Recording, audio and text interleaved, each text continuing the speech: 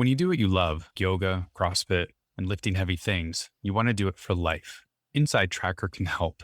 Inside Tracker was founded in 2009 by leading scientists in aging, genetics, and biometrics. Inside Tracker analyzes your body's data to provide you with a clear picture of what's going on inside you and to offer you science-backed recommendations for positive diet and lifestyle changes. Then Inside Tracker records your progress every day, every step of the way towards reaching your performance goals and living a longer, healthier life. For a limited time, you can get 25% off the entire Inside Tracker store. Just go to insidetracker.com/fitmess or visit the link on our website, thefitmess.com. This is The Fit Mess, conversations with world-class experts in the fields of mental, physical, and emotional health. In this episode, Apollo actually helps us through the vibration to the skin, helps us to feel better, and we're able to adapt to stress by calming the body and balancing the nervous system, the stress response, and thereby helping us to make change more easily because we're in a state that where we feel stronger and more ourselves and we're able to make change. now here are your hosts, Zach and Jeremy. Hi there, and welcome to the Fit Mess podcast. So great to have you with us here, where this week we're geeking out again. There's just so much technology available these days to help you feel better, live better, and be better. We talked just a couple of weeks ago about how much we've loved and learned from our use of the Oura Ring and how its sleep and activity tracking helps us make better choices. This week, we want to talk about another tool we've been using for the last few months, the Apollo Neuro. It is a scientifically validated wearable technology that uses gentle vibrations to improve your resilience to stress so you can get to sleep, focus, recover, and more. In just a few minutes, we'll be joined by the co-founder of Apollo Neuro, Dr. David Rabin. We'll talk to him about why he developed this incredible technology and the many ways it can help you live, feel, and be better. I'm curious how you use it, Zach. What problems do you have that it helps you solve? Well, the list of problems is really big. It The doesn't list of solve problems you all have of in them. general is Yeah. pretty long, yeah. It is. It is really big. Oh, it's far too big. It's overwhelming. I think we have a show on that. I think so. Anyway, yeah, no, I use my Apollo band for when I have to have conversations with people. So like I was using it for job interviews prior to this, and even still with it, I would do all these breathing techniques and things like that before an interview or having a conversation with somebody that I'm nervous about or a presentation that I had to do. But then once I get into the presentation, like I would just forget the breathing and not do the things I need to. But with the band on, it actually keeps me stable through the entire conversation. So I love that part of it. Yeah, I'm using it now, and I do.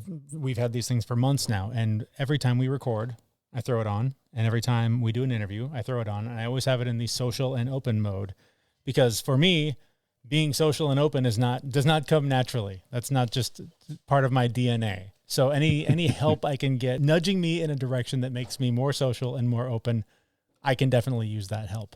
The other thing I primarily use it for is sleep.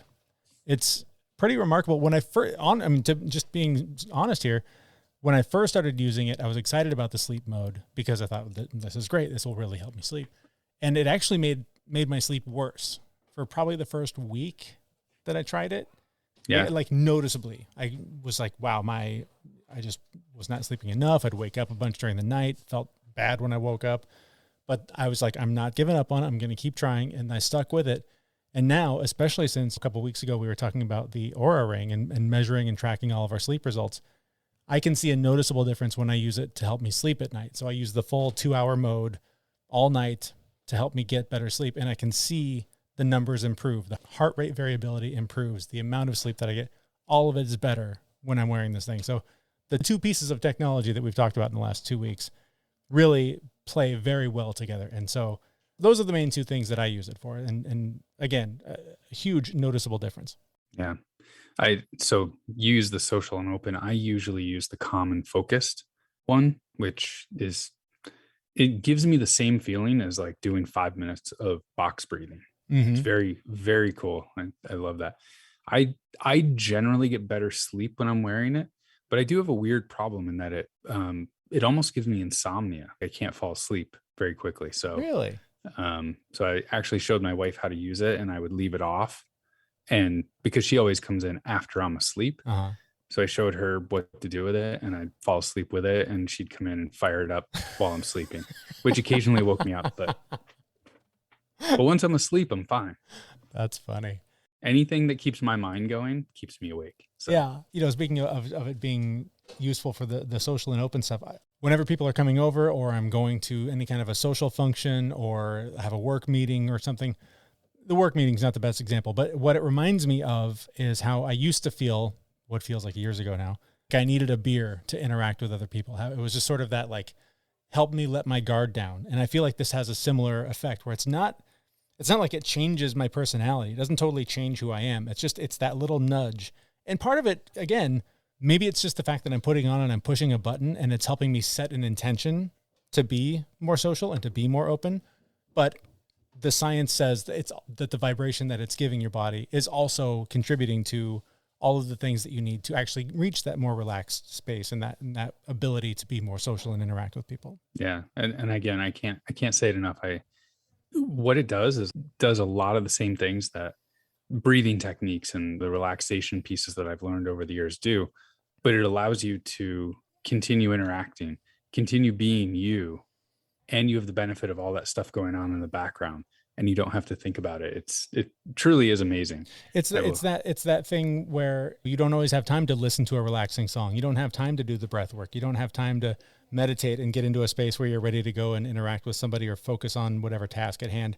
So you throw this thing on and it just sort of helps accelerate your ability to get into that mode. Yeah. And we both know I just need all the help I can get. So I wear this thing every day. I've got to find ways to clean the band because I wear it so much that it's probably a little gross, to be honest. I gotta clean this thing.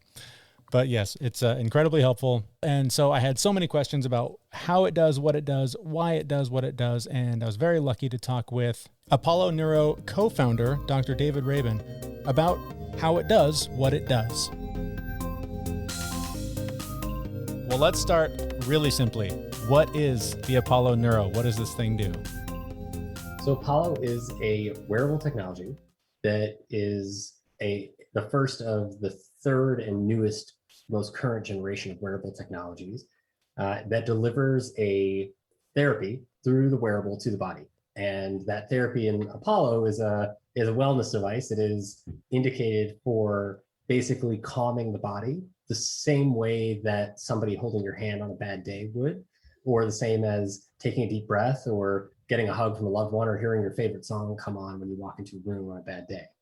And it does that with sound waves that our skin receives from the Apollo instead of sound waves that you might hear. So they're very gentle, low intensity sound waves that feel like vibration to the skin.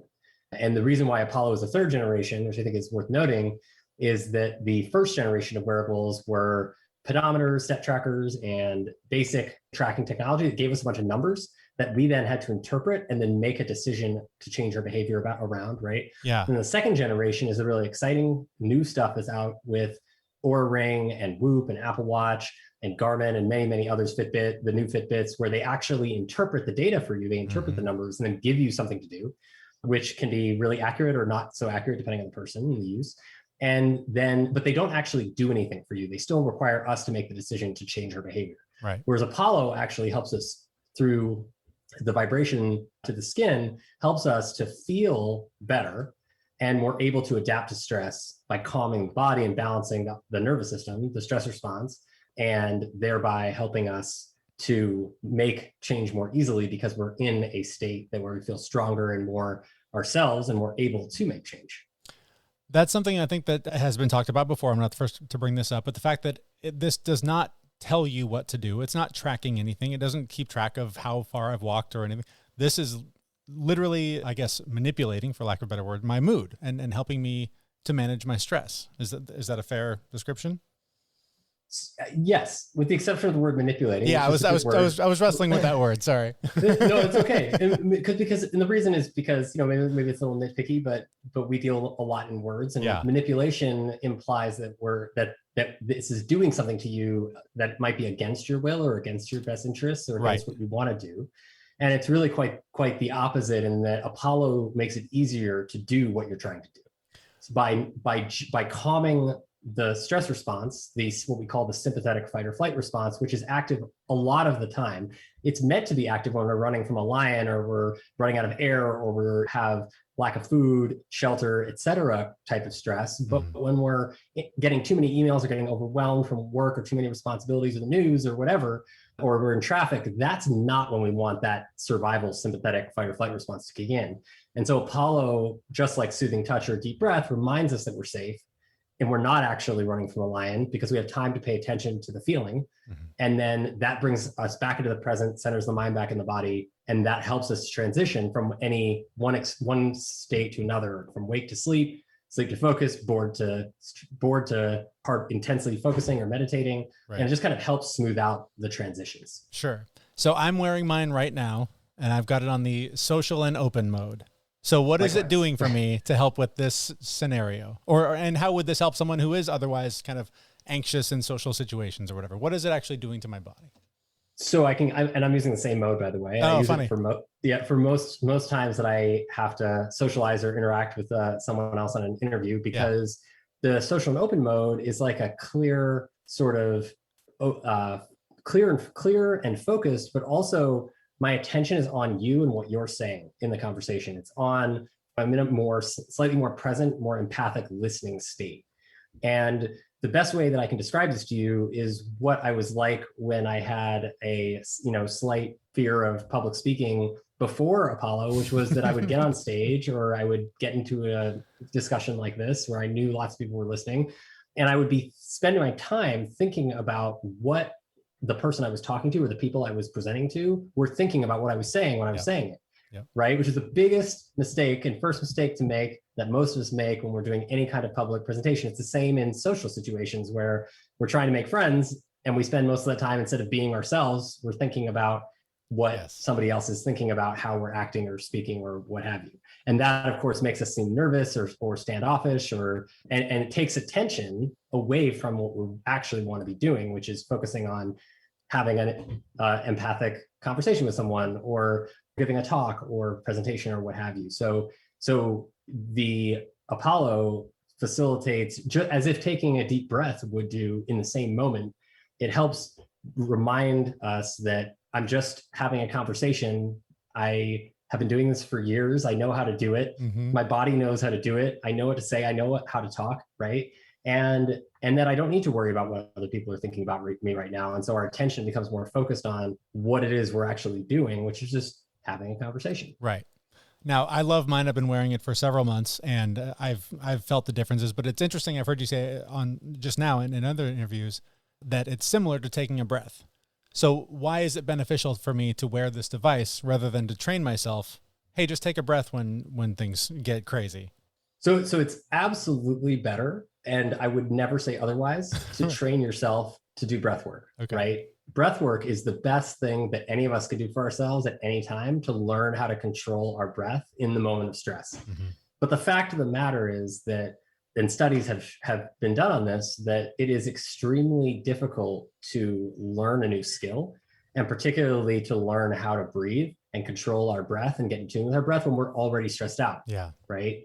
And most people, even people who are excellent breath workers and practice all the time, and by all the time I mean for like hundreds or thousands of cumulative hours of breathwork time, still have trouble sometimes remembering to take a breath in that moment of stress when they're doing XYZ.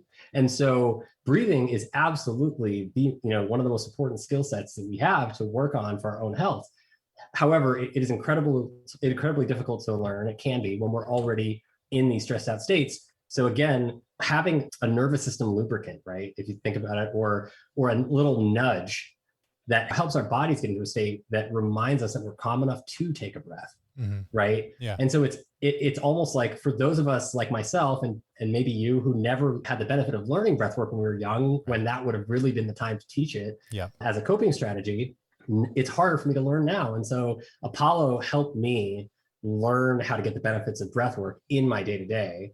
And then that makes it easier for me to teach myself how to breathe in those moments of stress. So now I've been using it for years, right? And it's actually trained me to be able to access those states of calm or flow, whatever you want to call it, clear and focused, what have you, in the moment, without requiring it as often. It's been very much like a training tool, which is really interesting. So it didn't exist until you made it. And I understand you and your wife developed it together. How did this come to be? What made you decide this is something I need to put into the world? So I think it started, and you're right, Catherine, my wife, is the CEO and the co-founder of Apollo with me. And without her, this really wouldn't exist, because as much as I might be talented in the sciences and the medicine world, I knew very little about business before we started this work. And her brilliant business brain and tenacity really helped move this to another level, where it's now an actual product that you can purchase, which is pretty incredible. Yeah. But this started originally at the lab in the University of Pittsburgh. Between 2014 and 2018, I was researching chronic illnesses and with a focus on chronic illnesses that typically didn't get better over time with the standard treatments. And the folks that I was working with were a lot of folks with PTSD, post-traumatic stress disorder, which was above and beyond the most common population that I saw. And many of these people were veterans. And I also worked with a lot of people, and many of them also had substance use disorders and depression. And then there were folks that had depression who also had these trauma histories. And ultimately, none of these people were getting better with the treatments that were being offered them. And I went back and looked at the literature, I was not the only person who was seeing this. It was very clear that in the literature in psychiatry, antidepressants and most of the treatments that we have available that are the recommended gold standard treatments, even psychotherapy, because of how much work it is, only are successful 50% of the time or so. And that's not a very good number, right? For long-term success, where people don't have to take medicine and ideally they don't have to take medicine every day, right? There's years where they're symptom-free or mostly symptom-free without medicine. And that just doesn't happen in these folks. And that's unfortunate. And so it forced us to ask the hard questions, right? Of maybe, are we thinking about this the right way? Are we thinking about stress and trauma the way that makes sense if these medicines aren't working? And perhaps there's a more fundamental way to look at this, where we look at the stress response system. And because stress always makes all of these people's symptoms worse, right? Right. And stress always makes it harder for them to recover. And so we started to look at what made them feel not stressed, what made them feel safe. And it was the breathing, the soothing touch, the empathic listening with another human being, where they really know that they're being heard in a non-judgmental way, right? And those kinds of experiences. Soothing music was a huge one for these people that really made them feel good. And many of my patients just would listen to music all the time because it really helped them feel calm in lots of different situations. And so we started to basically just dive into all the literature about this and start to understand, how does the nervous system respond to these things? How does it respond when we deep breathe? How does it respond when we are experiencing soothing music, soothing touch? And what happens to the stress response system? And it turns out there was quite a bit known about that. And then thanks to Catherine's help, we started to look at other ways to tap into that system without the ears and without the eyes and without having somebody else there that was required to be part of the experience to make you feel better. Would it be possible to give somebody something like a wearable? This is again back before there was a company, before we had really done any real big studies, and we were just asking the hard questions. Is it possible to make something that you could wear that could give you the same benefits of soothing music and soothing touch?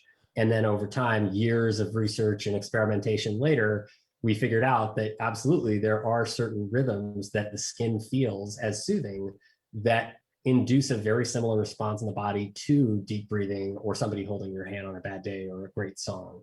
And that was really, really cool. So then as we started to look into that more and more, we did the placebo-controlled double-blind randomized trial. And that showed us we were really on to something in terms of the pattern of how these vibrations were affecting the body. And then that spun off into more real world testing with thousands of subjects. And then the current device, which is now, I guess, phase 3, if you count the original prototypes we built. Wow. I'm very curious about the placebo studies, and I want to ask you about that. But the whole concept of music and the physical vibrations having an effect on our body, I would have always just assumed it's just, I like the sound of that music, the words mean something. It's the attachment that I have to it because of the story or the time that it appeared in my life or whatever. It's fascinating to me that the physical vibration from music can alter my mood, I guess, or my emotions. That's fascinating. And it's not just your mood, right? It's your heart rate. It's your heart rate variability, how much we sweat, how fast we breathe, how deep we breathe. It alters our metabolism, can alter lots of different things. In addition to mood, the mood is perhaps the most obvious way that we notice the experience, but it's actually changing lots of things in our body at the same time. And and if you listen to music that you find, even if you consider it subjectively soothing, right? Like you feel nice and calm when you're listening to it, that music is having the result of feeling calm because your recovery, rest, and digest nervous system is perceiving you as safe. And when you send safety signals to your body, that nervous system can turn on and divert resources away from the fight or flight stress response, away from the skeletal muscles and the heart and the lungs and the motor cortex, to the parts of our body that are really important for feeling good, right? The reproductive system and the digestive system and the metabolic system that we store energy with, our immune system that keeps us healthy and from getting sick all the time, which happens when we get too stressed out, right? We've all been there. And our sleep, right? So all of these parts are connected, which is oftentimes taught not to be the case, but they're absolutely all connected. So can I totally confuse my system by like putting it on the relax mode and then like cranking up the Foo Fighters? Is my body just going to explode in confusion? That's a really interesting question. I'm glad you asked that. Nobody has ever asked that question before, but there's a really important point there, because ultimately, yes, you can confuse your body.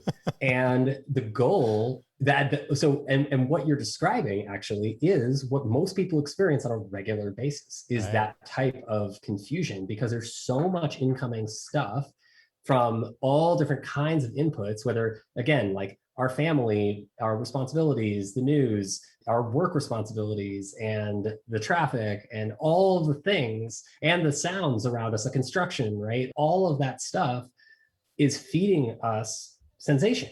And it affects the way that our body is functioning. It affects the way we feel. And ultimately, the goal is that we want the sensations that we surround ourselves by to be things that facilitate access to the goals that we actually want in our lives, right? Our actions, and by which our actions, I mean the things we do and the things we choose to put ourselves around, right? The sensations and the environment that we choose to put ourselves in, which sometimes is a lot of our choice and sometimes it's not much of our choice at all. But that all comes together and should align with our intentions to achieve a certain goal. If they're not, we will be confused and our bodies will feel confused. And that confusion is restlessness, right? That's what turns into anxiety. That's so fascinating. You mentioned the placebo. I'm so curious how you test the placebo effect of something I physically feel. How are you able to tell if somebody is just imagining, oh, I put this thing on and I push play, so now I feel better, or versus the actual physical response that happens? How do you even do that? So it involves a lot of work.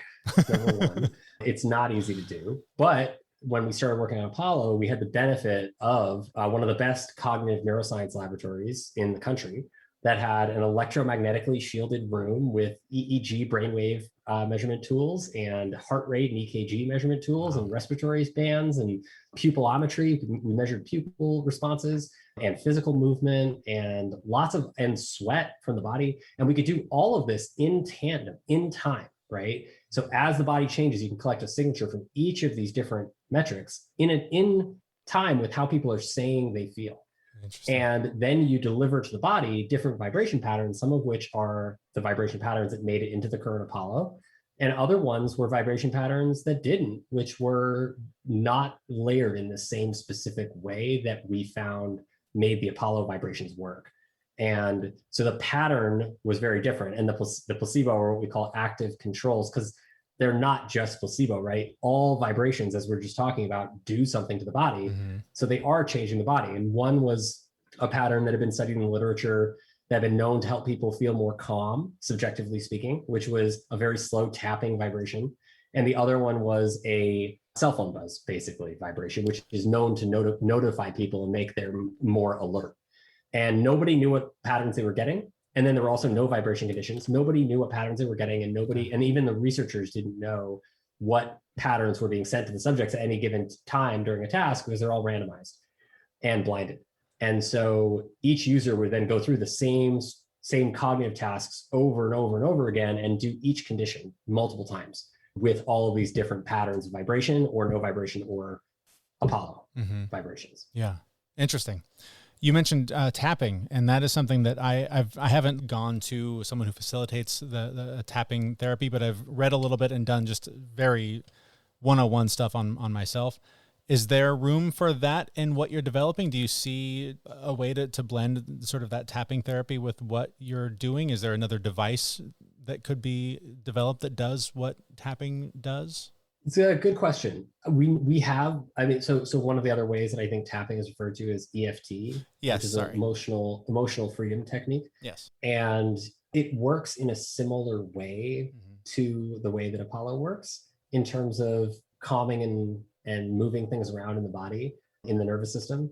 However, tapping is often very local to the body, certain locations of the body, and I think it's a lot of it from my so knowledge on the topic, admittedly, is that it's based on some of the Chinese medicine meridian systems and where they believe energy flows through the body and can get trapped from whatever different kinds of things, stress, inflammation, et cetera. Sure. And so the thing that we really tried to do with Apollo was make it non-local, right? We wanted to induce a full body effect that you would perhaps even notice in your mood or in your attention or your ability to focus or feel clear, without it having to be on any specific part of your body, right? And tapping is very local to a specific part of the body.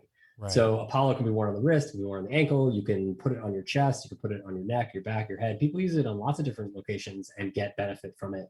It's non-local, right? And so that actually was something that, we had to choose in terms of the effect. All of that being said, what's interesting is we have some EFT practitioners using Apollo with their clients, and they do combine well. So that is interesting. Yeah, that is interesting. You have done tons of work researching stress this last 18 months, 27 years, whatever it feels like it's been. Have to have just been doing extraordinary damage to all of us on a level we'll never understand.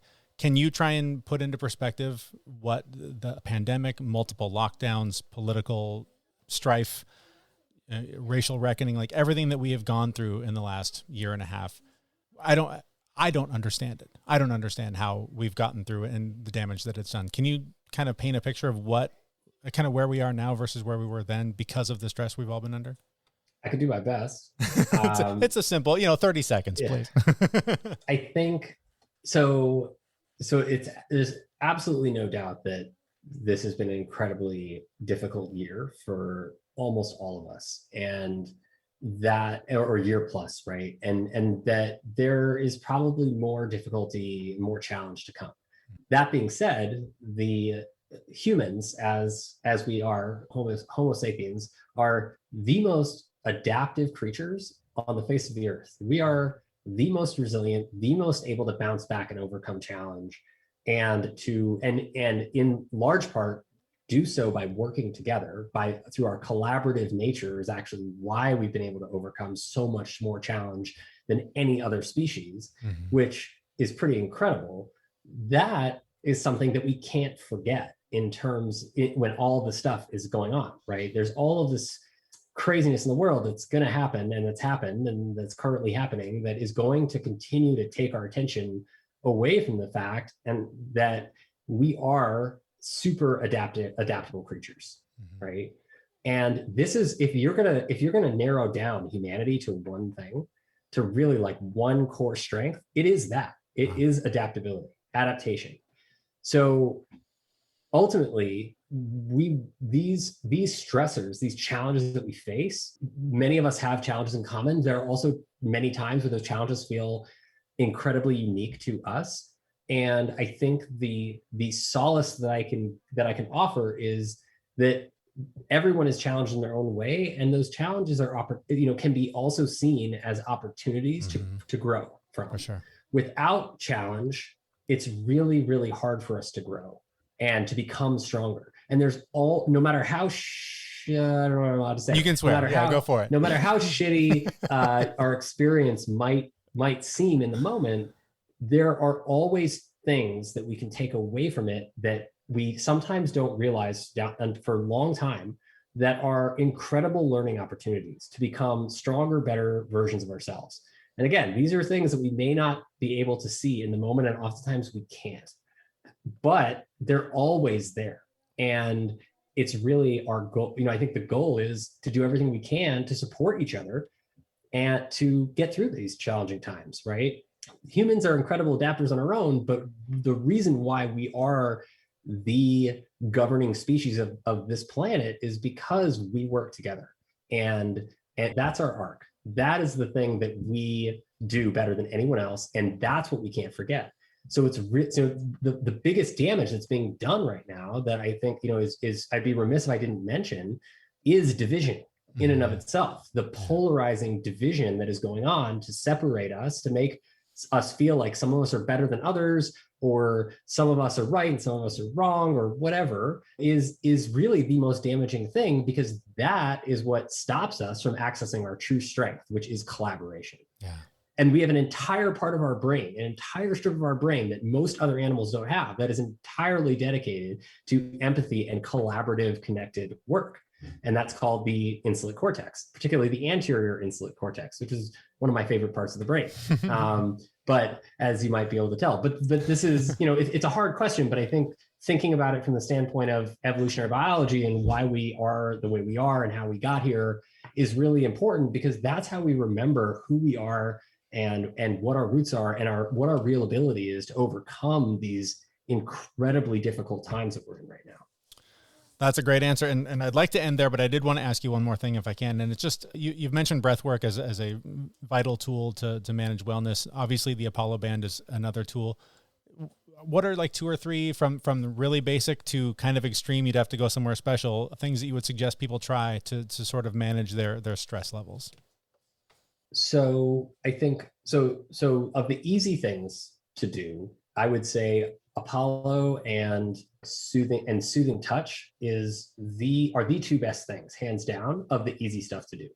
Soothing touch is easy because it also doesn't require another human being. You can have another human being to help you, and that's better. But if you don't, there are certain parts of your body that you can press on the center of your chest, can put pressure on to calm the body, the inside of the outside of our ear. That's like the closest of the outside ear to the canal. You can rub that and gently, and that will also induce a sense of calm in the body. Rubbing the inside of the hand where the thumb connects to the palm can do a similar thing. And there's lots of other parts of the body that can do this. And there's tapping, right? So tapping is something you can absolutely do yourself without having someone around to release pressure. Stretching is immensely helpful. And it doesn't even have to be full on yoga. It can just be like gentle, relaxed stretching in your house and just doing whatever feels, moving whatever feels tight, right? So those are the things that I would recommend everybody start with, because they're the above and beyond the easiest. I would actually put breath work next, up there on the scale of easy to hard, because breathwork does require a lot of discipline and time and attention, but you can start doing it any time. And actually, going back to the easy stuff, there is these great practices that I think is a really wonderful metaphor for strengthening our emotional brain, which is called, it's referred to something similar but different in many different ancient cultures. But my favorite take on it is the Peruvian Shipibo culture, where they talk about the 4 pillars of the foundation of trust in ourselves, which are practicing self-gratitude, self-forgiveness, self-compassion, self-love as skills that we can practice in any moment at any time of day. And it can start just by writing down those words every morning and every night. But really the goal is just to keep them in our minds as often as possible every day. And that really sets the frame that helps us to literally strengthen the view from which we're looking at the world, right? From a standpoint of gratitude, the world looks a lot brighter and a lot more manageable than it does when we're looking at it from a standpoint of feeling completely overwhelmed and out of control. And one of the other ones that's really great is soothing music, right? And just having music on more of the time rather than TV and the news or things that kind of like zonk you out and distract you, or that might set you off because they're really terrible, maybe shitty. Yeah, difficult. Yeah. And so there's a lot that we can do with music. Just having it on in the background, it can change how much energy we have and how relaxed we feel and how easy it is to wind down before bed. And it helps solve a lot of problems that we all have that are pretty common. And when you combine all of those, which is the best thing, was really combining the music and the touch and things like Apollo and other tools and the breath work and stretching and those kinds of things, they amplify each other. And it helps to retrain our nervous system to be in a state that's more balanced more of the time, not just when we're doing those activities, but more of the time throughout our day-to-day life. That's awesome. Just really quickly, what's next for Apollo? Are there going to be new modes coming? Is there a new version that you're working on? What's the future look like for Apollo?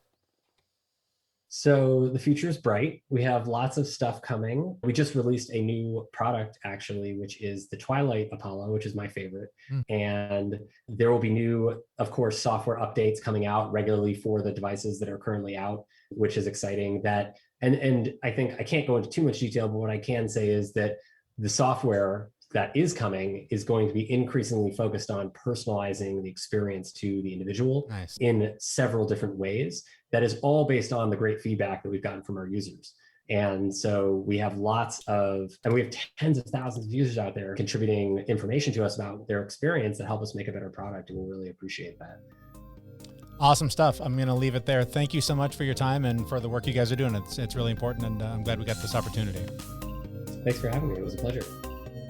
Our thanks to Dr. David Rabin. If you want to pick up your own Apollo band, you can head over to thefitmess.com and go to our affiliates page, and there's a link right there, and you can save 10% off. So Jeremy, funny story though, I wear my Apollo band on my ankle per the instructions. I actually like it there because it's out of sight, out of mind. Sure. So when I am in a situation where I need it to calm me down, I completely forget about it. It does its job. I do my job. We all win. Right. But I've worn it out. I wear shorts year round. You know that. Yep, me too. But I've worn it out in public a couple of times. And the number of times I've been asked if I am leaving my house when I shouldn't be leaving my house, it's quite often. But it has always led to like all these awesome conversations. People think I'm under house arrest and breaking the law and leaving the house. And then they want to get one themselves. Well, let me share a little story with you, if I might. When I first came to Canada earlier this year, showed up late at night, walked in because they pulled us in, had to ask us a bunch of questions because we're trying to cross the border when the border was closed. And we walk in, they ask us all these questions. What are you doing here? What makes you think you can cross the border? Blah, blah, blah. The whole time I'm wearing this thing on my ankle, wearing shorts. And it totally was just like, I want to be focused on the drive. It's going to be late. It's going to be dark and the, kids and dogs and all the things. Just want to be as focused as I can. Didn't even think about it.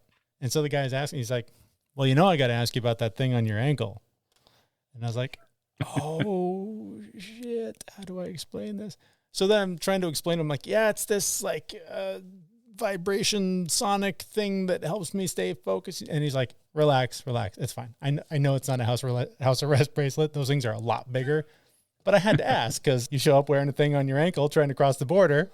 Just raises some questions. Dumbass. So be smarter than me. Don't try and cross a closed border wearing an Apollo Neuro on your ankle. Nothing wrong with it. It's just going to raise some questions. Just move it to your wrist. It works just fine on your wrist as well. I get a lot fewer questions wearing it on my wrist, oddly enough.